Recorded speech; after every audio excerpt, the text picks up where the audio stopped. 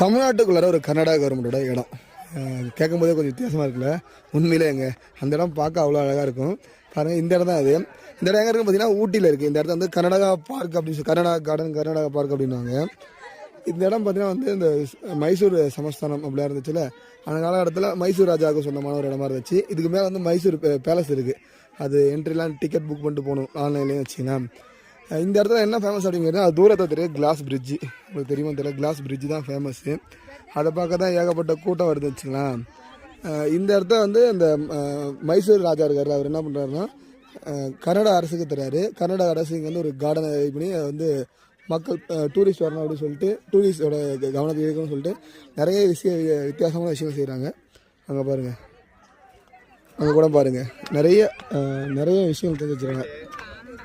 பார்க்க சூடாக இருக்கும். இந்த இடம் வந்து அவலாஞ்சி போகிற வழியாக இருக்குது. நீங்கள் எப்பயாச்சும் ஊட்டிக்கு வந்தீங்கன்னா